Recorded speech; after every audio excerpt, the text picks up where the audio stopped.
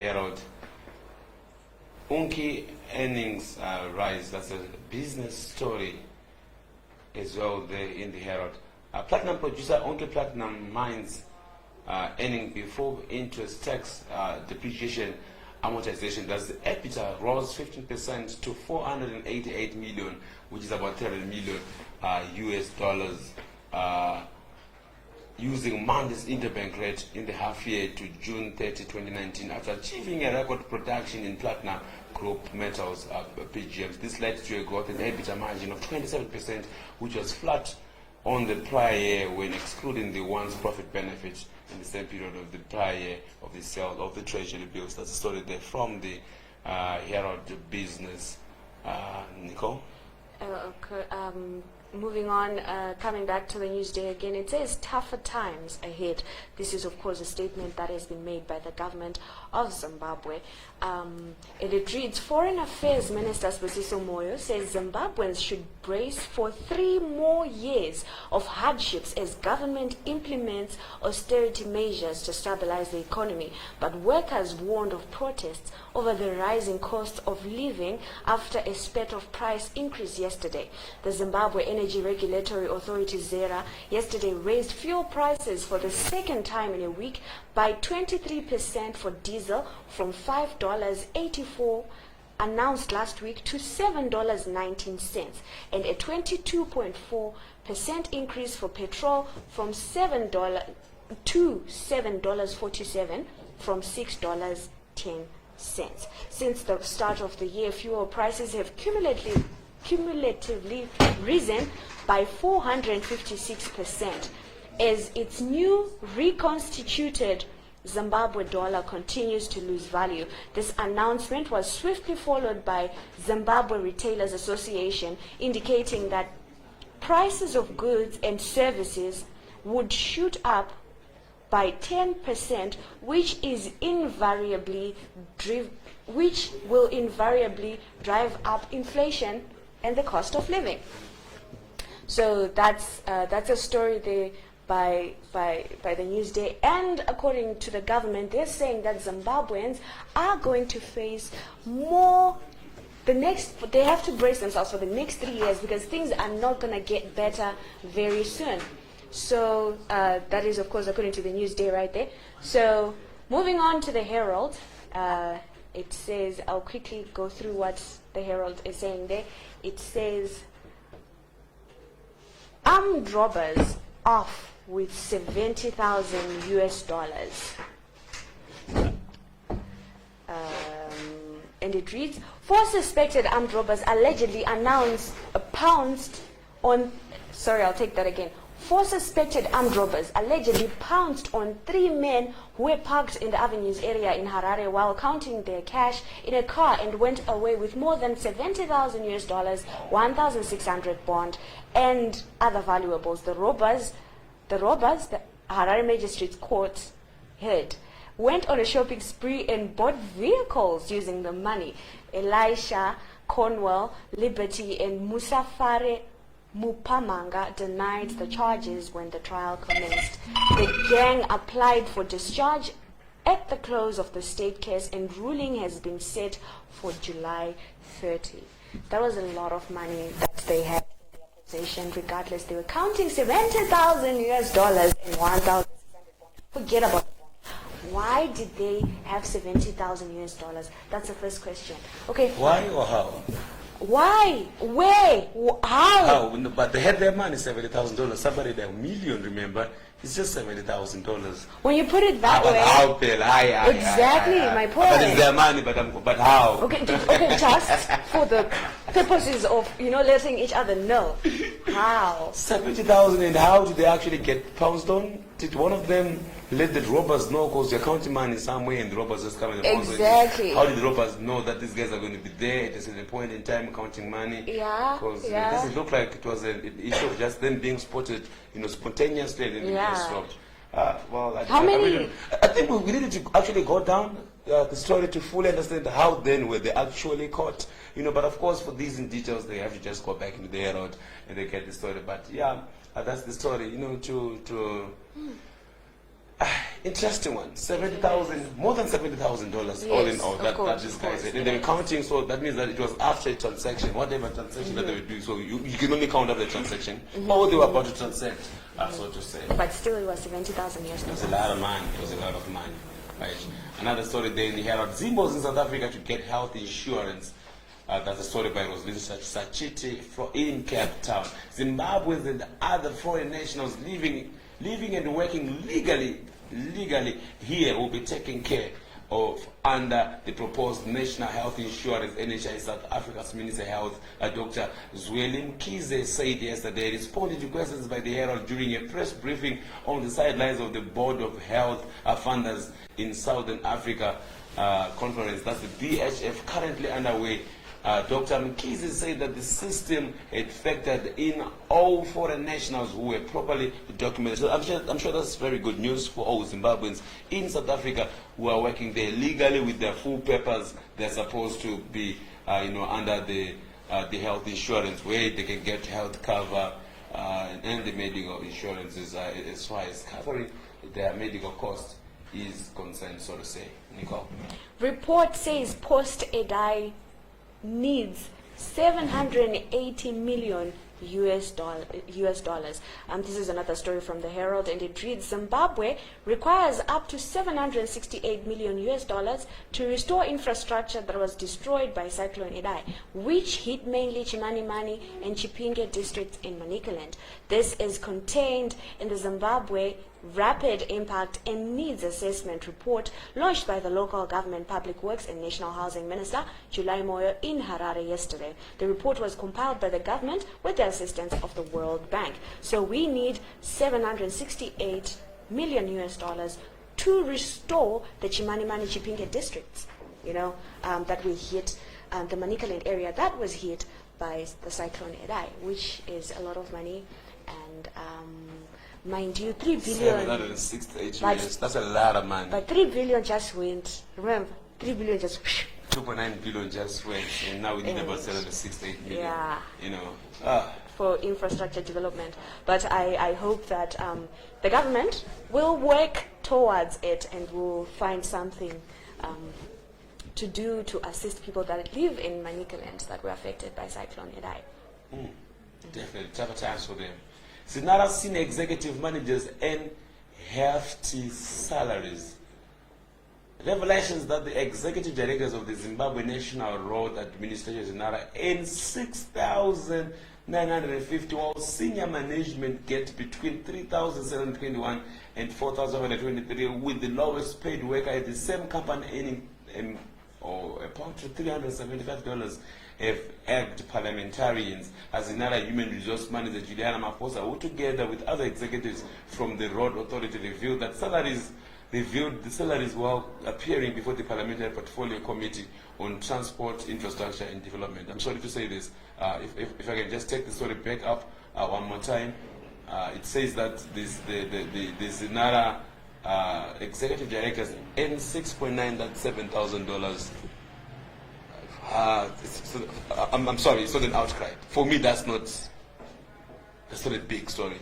Let's be fair here. 7,000. That's about $7,000 that they're earning, which is about 700 USD. Correct. But then I think using the 1:10. I think how the much problem is that in US dollars? is not the 7,000. The problem is that the same paid workers, the other workers that are no. I think it's only fair to look at this from a more logical analysis. If a whole director is earning an equivalent of $700, I think the story should be they were earning about 6.9. If they were earning 6.9 in actual USD, for a whole director of Zinara to be having $700, I can dare you ask any CEO or any management at the mobile network operators. I know this is actually the same money that are actually getting 5,000 Zimbabwean dollars RTGS. That's less than $500 US. I think it's a far cry. For me, that's not the story. I'm just sorry to say this. 375 for the least employed. Well, unfortunately, that is very low, but we don't know how least is the least. Maybe it's a general worker, maybe it's a cleaner, but still it's the least. If we're really worried about the least earner, let's look at the least earning as civil servant in the government as well, because that's the one that should be leading by example, not a private. Well, it's not a private-owned enterprise. It's not. Yeah, but it's a parastatal. But my point still remains the same. We can't call it an outcry for a whole director who's earning about 700 equivalent of USD. To me, that's just a figure that is not honestly so big. Unless if this was 6.9, because any other director out of Zimbabwe earns more than 10,000 US dollars, so to say. So let's normalize a country and become normal, and instead of us abnormalizing the abnormal, if I'm to say it as it is. Yeah. Okay, all right. Unfortunately, parliamentarians will not agree.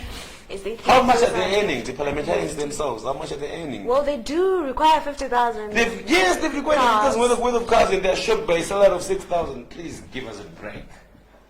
That's when I'm throwing all water, cold and hot on it straight. So, commission to run BCC affairs. That's a story from the Newsday. Affairs of the city of Bulawayo might soon be run by an administrative commission if a government probe rolled out last week finds councillors and officials guilty and complicit in corrupt activities. It has emerged. A team of investigators dispatched by local government minister July Moyo arrived in Bulawayo last week to probe corruption and mismanagement allegations in the country's second largest city.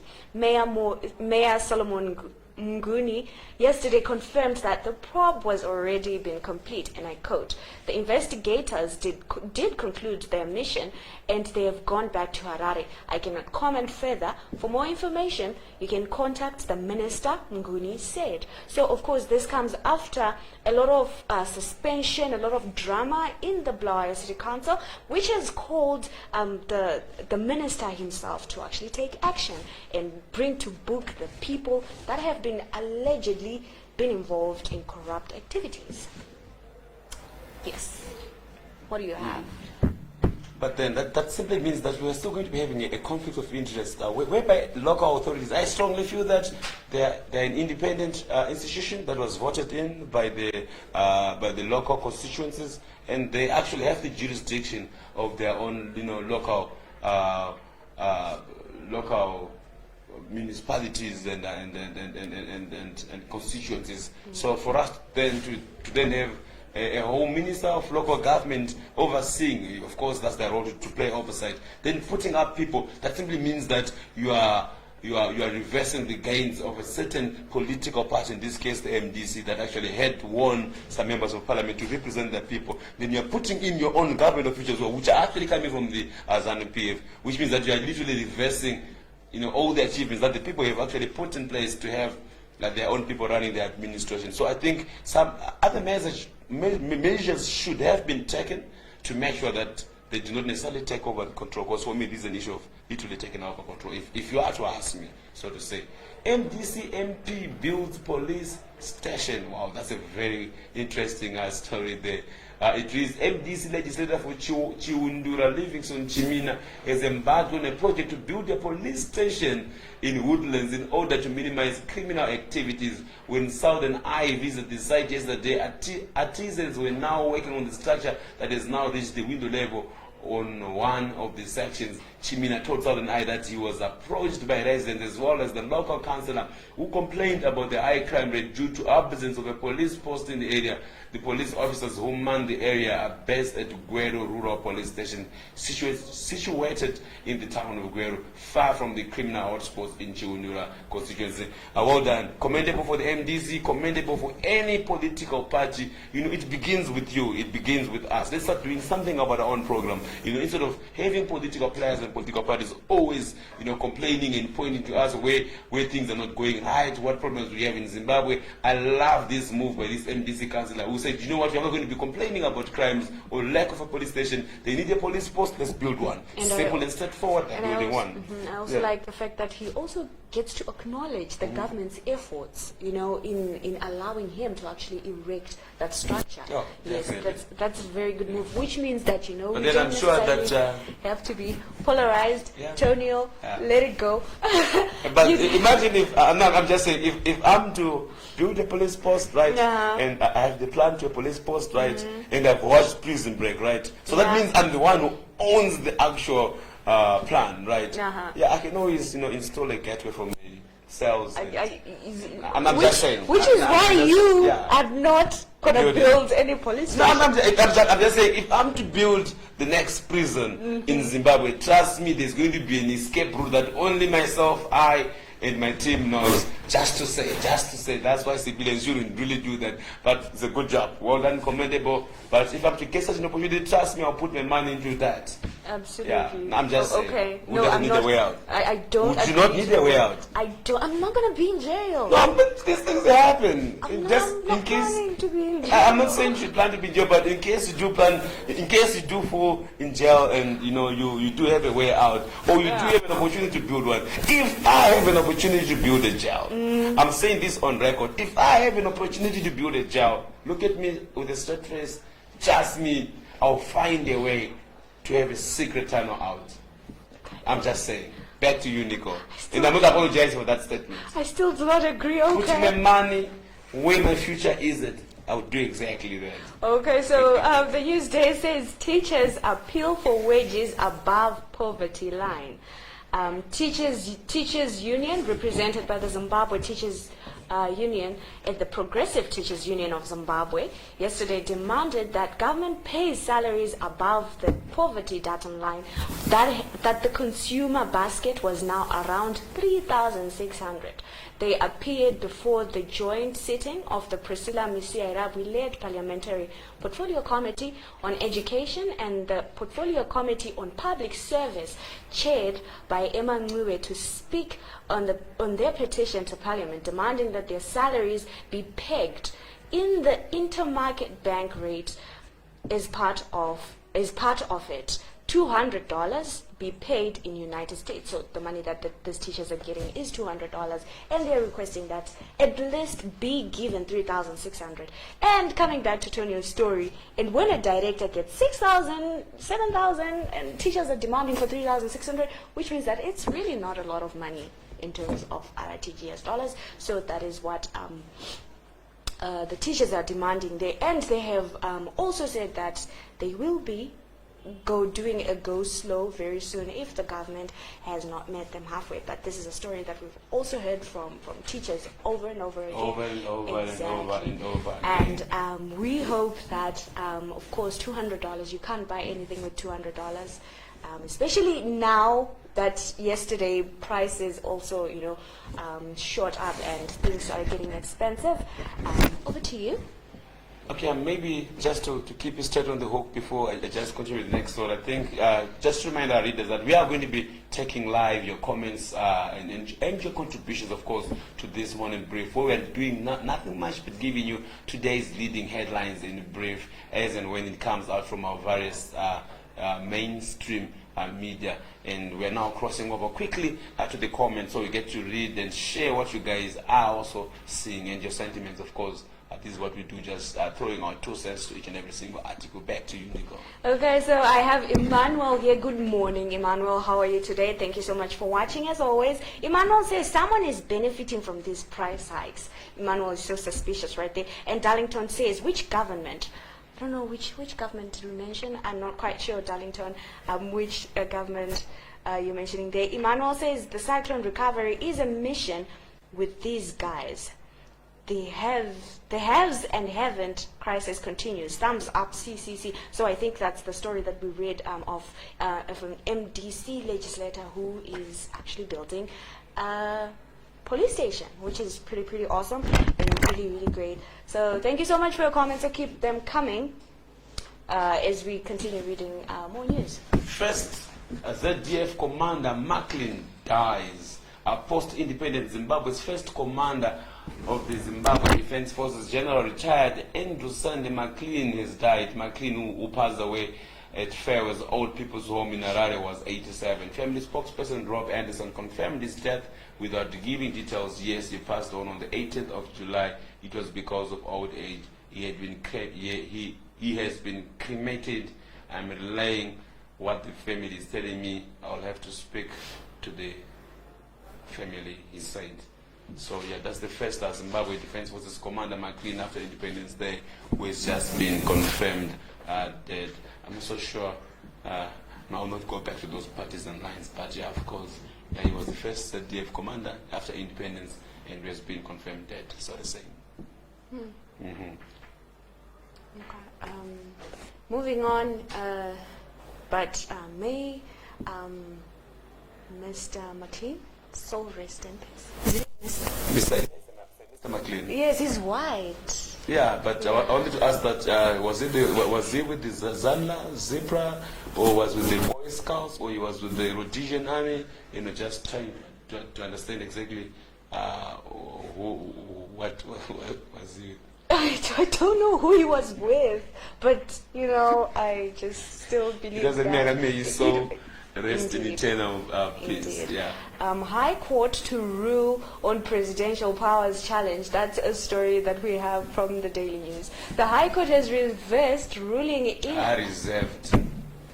I said reversed, they reserved it. I said No, said I reversed. changed the whole statement. This is reserved, not reversed. I am sorry. Yeah, I'm sorry, take it up. viewers. I am sorry. I'll take it up. Thank you so much, Tonio. Okay, so cool. it says the High Court has reserved ruling in an application in which MDC Warren Park MP Shakespeare Hamauswa is seeking the Presidential Powers Act, which President Emerson Mnangagwa invoked as legal basis to introduce the RTGS dollars, to be declared unconstitutional. High Court Judge Elfas Chitakunye yesterday said he needed time to go through submissions made by the lawyers before making a ruling on the preliminary points raised by the respondents in the matter.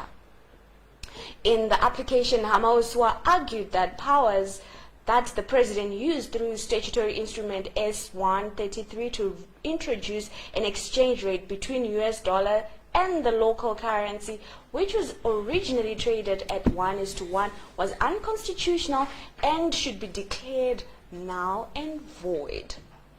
So this is what, it's still a case that is still in the courts, and people really do not agree to this statutory instrument, and they are hoping that there are a lot of things that people do not agree. No, but the statutory instrument, statutory 142 of 2019, Yeah. I think it has a lot of gaps or holes, and for me, that's one of the statutory instruments. If we're to be very honest and fair, that completely needs to be repealed, because once you put a statutory instrument and then you start making reservations for those in fuel, reservations for those who are going to be buying a net ticket, reservations for those who are running hotels, reservations for those who are running a clinic, reservations for those who don't want to pay. There are too many reservations whereby you start seeing that this statutory instrument it's making a lot of exclusions to people in certain sectors. I strongly feel that that's a sign that should tell you that there is something a bit wrong with whatever statutory instrument that you're driving. To the people, for the people, with the people. Something has to be done well, because people are not accepting it as it is, and it has to be changed. Okay, so you're saying the statutory instrument 33 of the Presidential Powers Challenge, is that something that you think is of so much concern that it has to be repealed at this particular point? No. For me, the challenge there was challenging the presidential powers, because like finance minister Mthuli uses statutory instrument 142 to promulgate a certain law. Then he uses the presidential powers to make that into a temporary law. So this is where we're getting a problem, because naturally we have a whole members of parliament that sit every time to deliberate on the laws and what laws needs to run this country. But there's a statutory instrument that then has got the presidential temporary powers that allows the president, without consulting the parliamentarians or the parliament, he can actually pass a certain statute into law, and then it runs, like the statutory instrument 142, statutory instrument 133, statutory instrument 22, all these financial statutory instruments, the Money Laundering Act, the Financial Act, all these, they're given power into law because of the presidential temporary act. So for me, the problem is not exactly in the presidential act, but it's in the actual statutory instruments that we are now enacting, which we cannot completely run, because we are already seeing that these same statutory instruments are exposed in certain sectors of the economy, and they need, for me, once you start seeing such, you need an overhaul of the whole statutory instrument, because it's not really speaking to Zimbabweans. For example, the energy issue. Why did we ban Zimbabweans from buying fuel using their own USDs when the same service stations need the same USDs to go back and refuel? Whom are we doing a favor here? Why should a service station then go back to the RBs and say, I've sold 20 million RTGS bond notes, please give me 2 million or 10 million USD? There's something that is very, very strange with that. It's either somebody is benefiting from that, or the government has just been put in a tight corner for them to be then forced to give people foreign currency, because you can't then sell in bond note and then you sell in foreign currency where you can't freely trade the same bond note. So that's a big problem for me. Yeah. Okay. So what else? Expurgated enough? Yes, Yeah. absolutely. Yeah. Great. You almost made me a believer, but okay. You didn't believe me No, still? I did. Did I just So say difficult almost? to make you believe, doesn't it? It does. I feel for your boyfriend. I'm just saying. I'm just saying. Your boyfriend is in big trouble, because if you can't believe such things. No. Okay, what do you have with the Daily News? Zinara boss denies 71 million was looted. Zinara, what's with Zinara I have standards? no idea. It's like the hub of scandals. Can I take back what I just said about your boyfriend? Zimbabwe National Road Administration Zinara Board Chairperson Michael Madana yesterday denied to Parliament that 71 million was unaccounted for at the IGs. This comes after an internal forensic audit which was concluded in 2017 exposed massive financial abuse at the parastatal, including payment of 71 million and 31 million rands to contractors cherry-picked without going to tender, among many other irregularities. So that's Zinara again back in the news for doing all the wrong reasons. I don't want to get emotional about this, but this is a very sensitive and emotional issue. 71 million has been lost. 200 something million has been lost. Zinara was simply made and instituted to make sure that our roads become roads. Our roads are not roadworthy, and millions are just going down the drain. It doesn't really make a lot of sense. For me, I think we're creating our own death traps through institutions like Zinara. I strongly feel that if we're going to be very much fair, let's just disband the whole Zinara thing and let's give back the power and the authority to the way things used to be run. You know, local roads were being run by local authorities. That's your council, and outside your council, the government will then take over such roads. But up until now, you know, we've been seeing a lot of this. Of course, the biggest thing that has ever happened was the highway, the Harare-Bulawayo highway. After that, still, we haven't really been seeing a lot of development as far as our road situation is concerned in Zimbabwe. And Zinara still is in the papers for all the wrong reasons. Back to you, Nico. The Daily News reads, Sekala calls for anti-ED protests. And it says, defiant opposition MDC Vice National Chairperson Job Sikala, who is facing charges of advocating for the overthrow of President Emerson Mnangagwa, has called on Zimbabweans to invade the streets of Harare in anti-government demonstrations. Addressing party supporters in Harare South constituency, high-density suburb of Hopley last Sunday, Sekala bemoaned the fact that the authority of the country's youths were highly educated, yet they were jobless, just like their uneducated peers. Okay, so we'll quickly just switch over to the crew behind the scenes. I'm going to show us a little bit of video of what Job Sikala said, and hear it for yourself from what he said.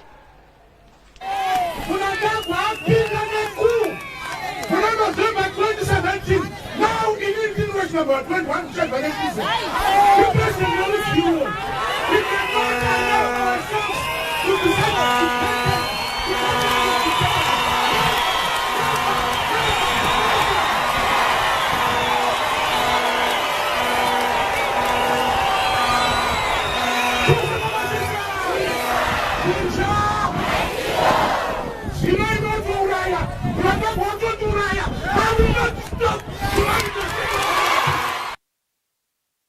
Okay, so there you have it, viewers. That was Job Sikala telling people what he thought, you know, is the way forward according to him.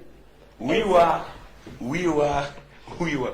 That's the same comment from Emmanuel. Wow, you guys are in sync. We will always be we were. if there's going to be, I'm sorry to say this, if there's going to be a very big problem for the MDC, is the reintroduction of Wiwa and Tendai Biti together. That combination, I'm telling you, watch this space. Was he not banned from addressing rallies as part of this? Just out of interest, as part of his bail conditions, wasn't he just banned? No. He wasn't banned to address rallies? Was there that condition? I remember reading that somewhere. Really? If I'm not mistaken.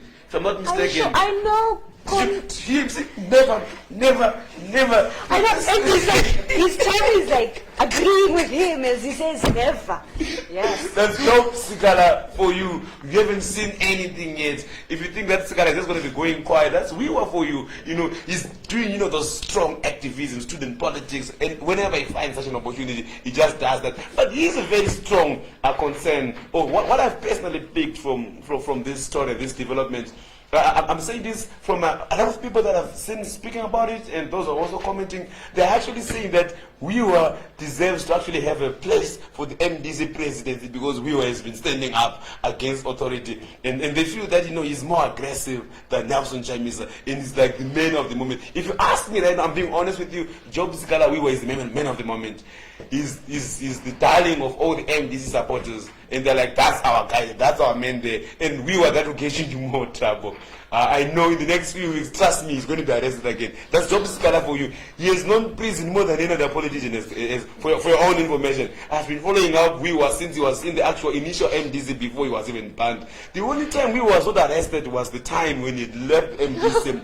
So it's like he's now back. So he's working half time at the MDC, half time in these prison cells. And trust me, he's going to be a regular there. But of course, just juggling it up through Wiwa and Chamisa, I think it's a good combination. We need that because Chamisa is a little bit of the now matured politics. He says, guys, no, slow down. Let's follow the law. Let's understand the diplomacy. Let's understand the security. Let's understand what we have got. Let's preserve life, and let's not just get people, to be in the streets, kind of a thing. So it's a good balance between Chamisa and Wiwa. But of course, Nelson Chamisa is the careful kind of a person who says, is it necessary, and what are the results of such? Before we just engage and jump into any action. But Wiwa is the guy that says, guys are willing to go, push me, and I'll go wherever, even in prison, push me, I'll go. That's Wiwa for you. Back to you, Nico. MDC threat to national security.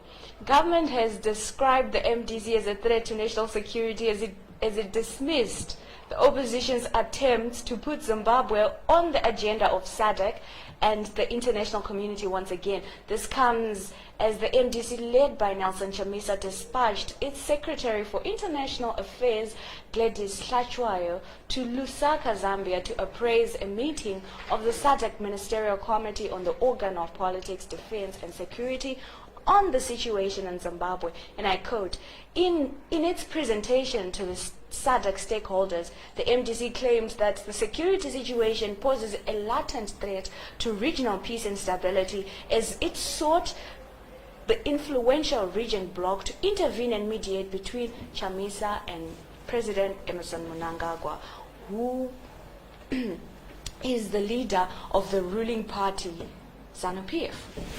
So the government is not in complete agreement of the MDC seeking audience with the SADC. I think it's going to be very interesting to just have a response from the same source as well from the government, because I'm sure this is a very a strong matter there to also get to understand what the government has done towards, because of course these are part and parcel of the MDC strategy to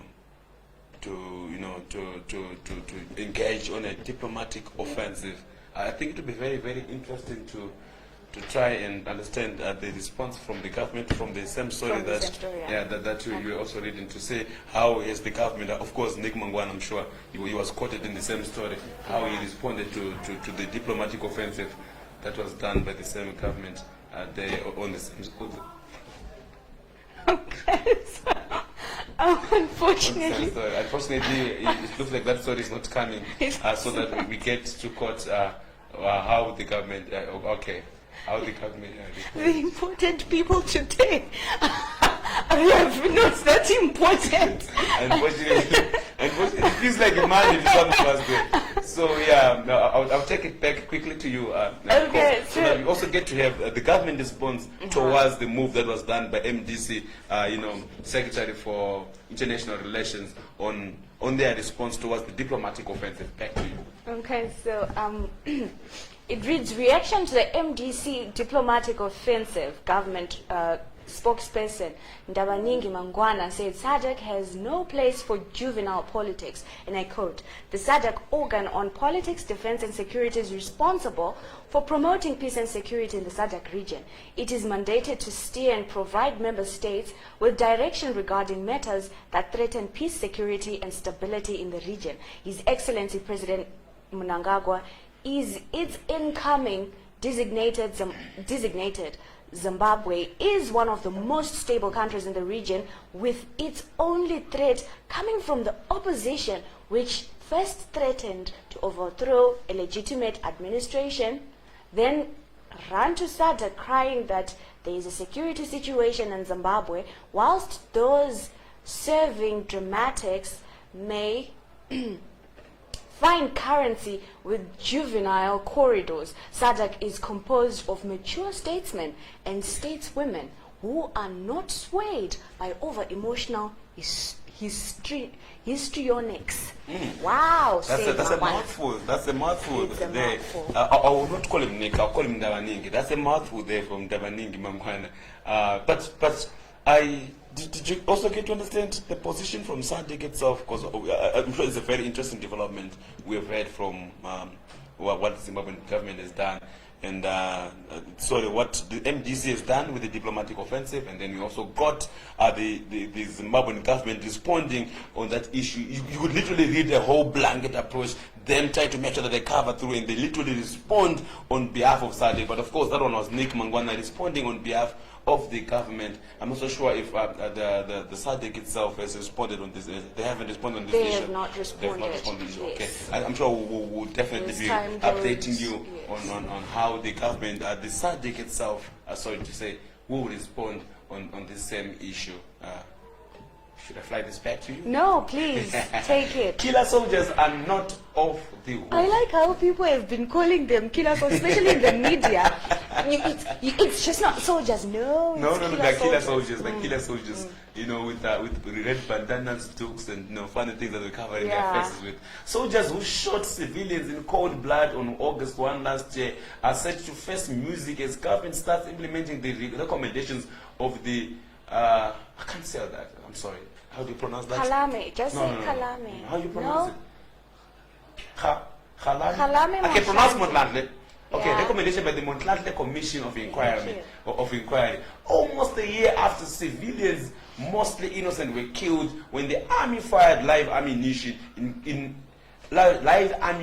to cure protests that had become violent. There's been a thick veil of secrecy on the measures the government took to bring to book those who were on duty on the fateful day. Government spokesperson Mr. Ndabaningi Mangwana innocuously revealed in an editorial opinion that President Emerson Mnangagwa, whose government has violently crushed any form of protest, has set up a cabinet committee on reform that is implementing all recommendations that were made by the Montlantle. No, the Daily News is an issue of just, I'm sorry to say, misleading people. I'm looking for that part that says we are going to do A, B, C, and D to the killer soldiers. Where is that part? Because the only part they've quoted is say that cabinet committee there's been set up a cabinet committee on reform that is implementing all the recommendations, including getting to book those soldiers. Fair and fine. But What I'm sure about what that's the a list. insiders told them? Because I understand there's a part Maybe where, you can check that on over. Yeah, inside. So it says insiders told the Daily News yesterday that Mnangagwa could be forced to sacrifice a few heads so as to convince an increasingly doubtful world that he intends to walk the talk on bringing the perpetrators to book. That is, of course, That's not a policy. That's not a policy. That's an issue. Besides, this is probably what someone else was thinking sitting on his desk. Exactly. It's like insiders. It's not policy. We want to hear policy. Let's get back to the headline again from the Daily News. I haven't been a fan of the Daily News lately. The Daily News says killer soldiers are not off the hook. And there's no way in the story that says they're on the hook. I'm sorry to say this to the Daily News that they've been doing this more and more. We also led with a comment from Trump yesterday. It was a whole front page saying Zimbabwe on Trump's agenda. That's not what Trump really said. Trump was just merely responding to a press interview to say we are looking into it. Of course, he had to say that for 5 seconds, and they also didn't even have anything to substantiate exactly what are they looking. What is the U.S. administration actually looking into when Trump says we're looking into it? But of course, you know how it is. Like when we've done lots of press, when somebody responds, you can tell this was a response for the sake of a press response, not a response to say we have a policy that says we are now looking into Zimbabwe and these are A, B, C, and D issues that we're dealing with. I'm just saying, let's get our facts straight so that we report, with much more informed facts, so that we actually get the news in detail. I'm also sure if there's anything new from the comments, people are actually watching us live. To those who are watching us live, we are live on Facebook. We are live on Twitter. To all our friends who are watching us live on Twitter, we are also live on our YouTube page. So please do remember to like, follow, subscribe from wherever that you're actually watching us from. And of course, if you send us a comment, we are reading it loud. If you're watching us on Twitter, please respond, tag a Technic TV, and we're also going to read your comment live in the next few minutes. Before we quickly shut it down, we're going to be reading comments. And also to have something very interesting on our, I think we're slowly introducing our morning video. We're seeing a lot of things that happen each and every single day. So I think there's something that I just tweeted this morning, or rather we've tweeted using Technic TV account, where we saw about 65 army trucks that are coming into Zimbabwe.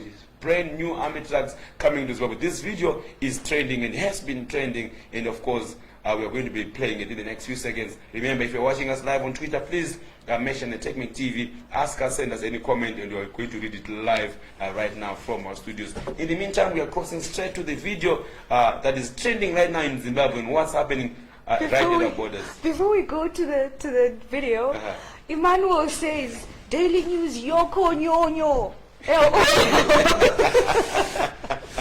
Thank you, Emmanuel.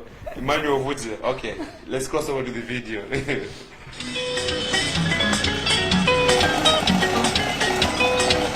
Idife zichipinda ya sangaro style para Zimbabwe sigaro ya Zimbabwe compro agora mano ya idife ziri kuuya ikoko manje ayepata atenga mabhaza idzoka mabhazi idipfe ari kuuya ikoko idipfe uyo dzatengwa dzinokwana idzo kubwera apa dzapera manje guys. So pane matraki ari pamberi apo aya matraki aya, iro bhazi rakauya nemadhiraivha iri traki rakazara pfutiro, unokuwara gore rino ikoko.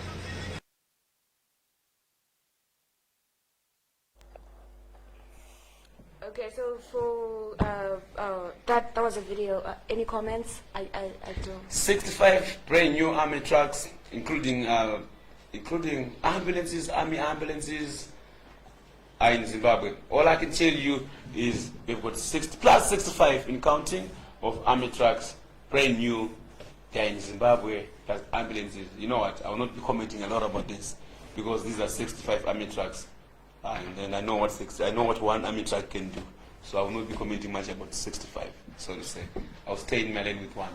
Yeah, I'm sure I can just shift it back to daily news. And don't try and make me comment on such issues ever again. I promise. I'll talk about your boyfriend on that. Let's go back to the ailing Chiwenga. Okay, the Daily News says ailing Chiwenga airlifted to China as Vice President's health remains a huge concern. This is also a story that we have seen from the Newsday and the Daily News as well.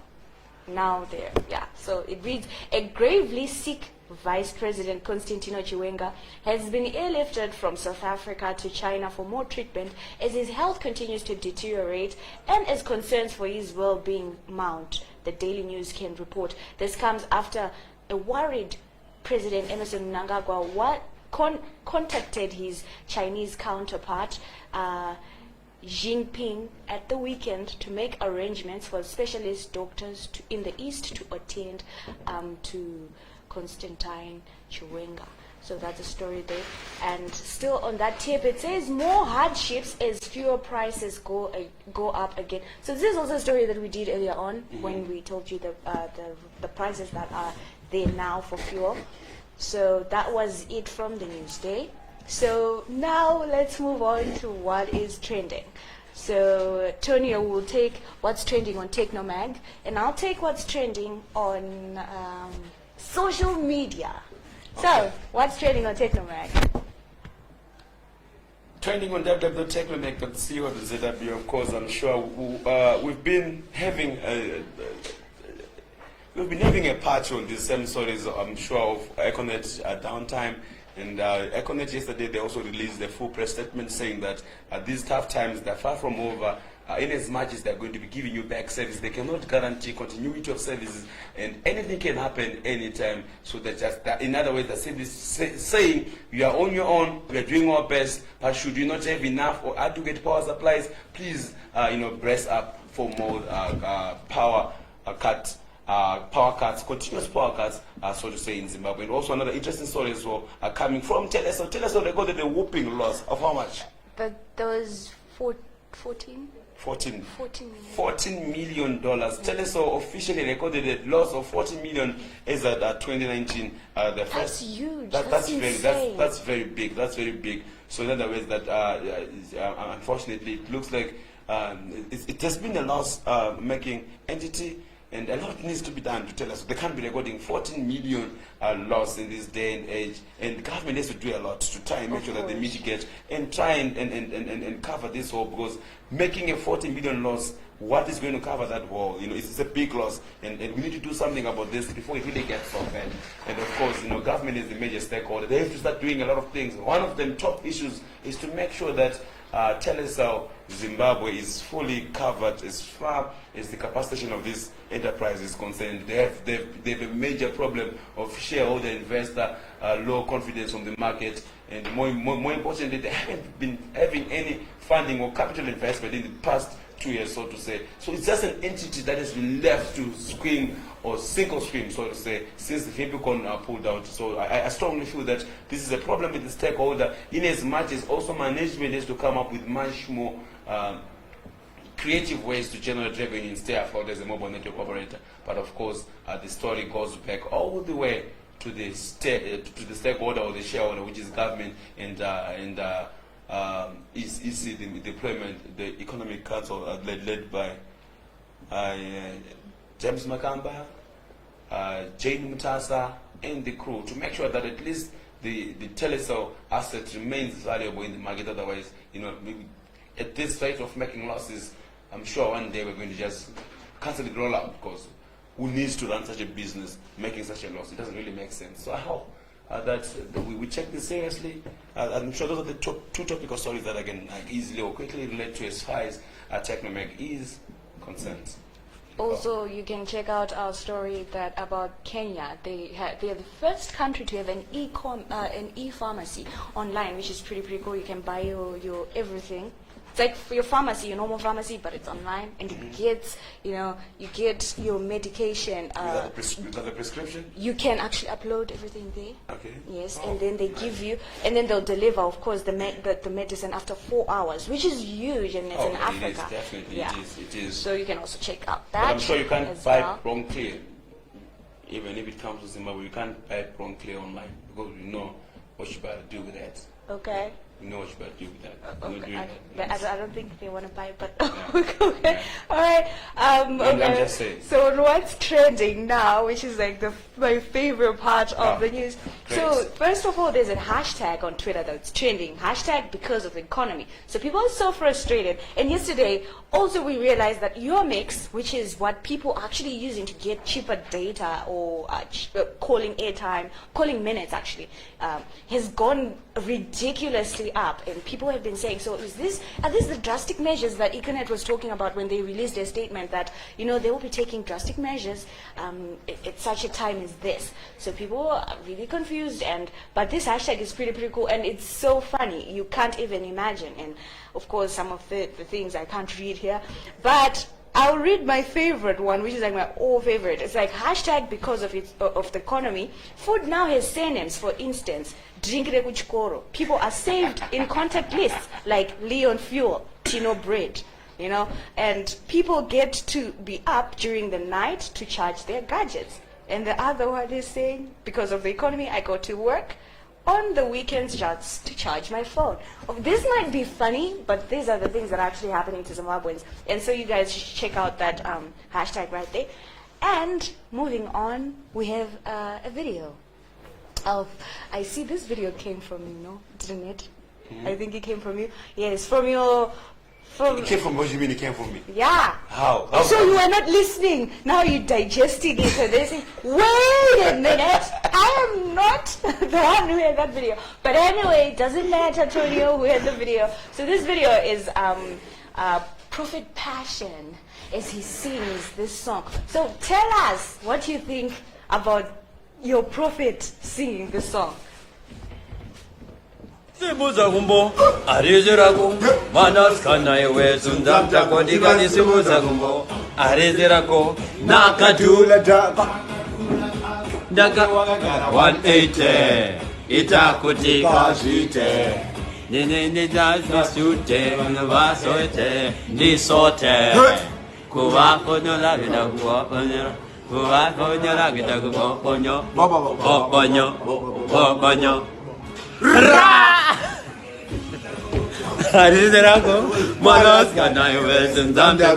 Zim Celeb 2019 with the Prophet Israel, Apostle Innocent, Bishop Josh, and Evangelist Asher. Prato! Akagona song Enzo Aisha, akavarisa. Enzo abata Zimbabwe yese.